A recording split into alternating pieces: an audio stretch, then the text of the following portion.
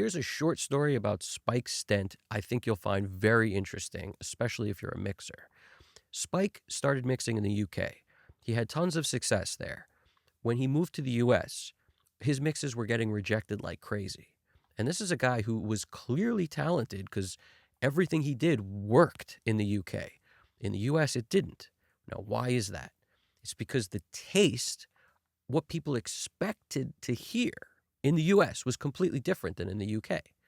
In the UK, on English pop or rock, the vocal was so much more upfront, he said, than it had to be in the US. The US, it was actually more blended into the mix. In addition, the drums in the UK were like a back seat to the guitars. In the US, the drums and the bass had to be more powerful and more upfront. So until he wrapped his head around all these differences between the way the US wants music to sound and the way the UK wanted music to sound, he was not getting his mixes approved. They were using other people. So it's so interesting to me how you could be so good, but still have to wrap your head around the differences between the way people hear in different parts of the world, which is such an interesting concept for why you can't really take anyone's opinion to heart when they tell you anything about your mix. Sure, learn from what people tell you as best you can. As soon as you get a sense that they're coming from some sort of negative place of any kind, not that they don't like the stuff, but that there's some malice involved with what they're trying to say, they're trying to hurt you in some way, ignore everything they're saying. However, if there's some good criticism there, you could take the criticism and take it with a grain of salt. Because what does that mean? It just means that where they're from, what they like and what they listen to, they want something from the mix that you're not giving them. Whereas where you're from, it may be totally different. And this is very genre dependent also. It's a lesson everyone has to learn. When you mix certain things in certain genres, it's a real big eye opener how, in hip hop, in rap, anytime the drums are there, they should be bumping the car. You should be able to, that car should be moving because of the low end you put there in the mix. And the vocals should be crystal clear and able to be heard. And if you come from like a rock world where you're putting like reverbs on things and stuff, it's not going to necessarily work in that hip hop world. Whereas and if you come from a world of like the bass should be blended in with the drums and the guitars are very important, and you try to put that into that idea and that thinking into, hip hop, it ain't gonna work either. You need to have low end pushing and dominating the mix in a hip hop track. It's critical. And for vocals, if you're trying to add depth, look to short delays. Look to short delays. Also consider changing delays that have like a quarter note on one side, eighth on the other, and potentially when sometimes you'll have them flip so the eighth becomes the other side, the quarter goes here, but like moving the delay around, but also just short, really short. Like set the milliseconds, in the below 100 to really just give yourself some kind of depth, and don't listen in solo because that'll trick you. You'll think it's a lot in solo. If you put it in the track and you can't hear it, then it wasn't a lot to start with because no one hears it in solo. So that kind of thing, or like a non-linear room, like there's so many ways to go about giving something depth but not having it smear. And that's why a lot of guys like Spike talked about their mixes always had short delays in them and stuff as opposed to reverbs, because delay has a tendency to not cause as much smearing. Reverb can get very washy very quickly. Now, a guy coming from a rock world is going to have a problem translating that potentially, where things sometimes have a lot of reverb, especially if you like that 70s kind of sound. You're looking at plates or chambers or a lot of times for the type of verbs you're going for. So the style music you're making has so much to do with what effects will wind up sounding right or wrong. And like I said, never take too much of it to heart because some of it could just be literally based on what they're used to listening to and where it's from. So when I mix rock stuff, I have a tendency to push low end on, and I love a rock track with a lot of low end and drums. I love that. And it's probably because of just the stuff I liked, a lot of it came out of the US. The stuff I like from the back in the day, like a lot of the older stuff, came out of England, and the mixes are completely different. And so there is almost a part of my brain that deciphers what year is this and then what's acceptable as a good mix. So it's very interesting, but it's also interesting that no matter how good a mix is, if a song isn't good, it doesn't matter. And also, if a song's great and a mix isn't that great, you actually have a lot more leeway of acceptability for, people will deal with it because there's a lot of stuff that I don't particularly think the mix sounds amazing on, especially from back in the day sonically, but it's still totally listenable and I love it because I love the song. So you got to acknowledge that. But when we take this out of just the Spike Stent world also, Nick Launay, who worked with tons of my favorite bands, like he worked with the Yeah Yeah Yeahs, and I love the Yeah Yeah Yeahs sound, like just some of their what was the name of that album? It was Fever to Tell was such an intro to amazingness for me. I don't think I took that out of my car for years. I was obsessed with that album. And I'm not even sure if he did it. I just love that album.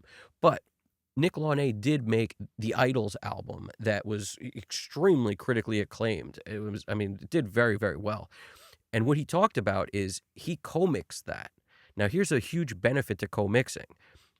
You have Nick, who's UK, rock type guy, working with, co-mixed it with this guy, Adam Greenspan, who was coming from the US perspective of we need to make sure the kick's hitting hard. We need the bass and kick to be nice and thick. And this song won't be done. Like I'll deal with that kind of stuff. And Nick, you deal with the other stuff. Like them dealing with the two kind of different parts of the mix, or at least their focuses both being on like two different parts, allowed them to sort of capture this global audience sonically. I mean, the songs are all there. The band is so cool. There's a lot of reasons people love that band, but sonically, the album sounds very cool. And the reason I think is because of the blend of those two worlds, and it was achieved through co-mixing.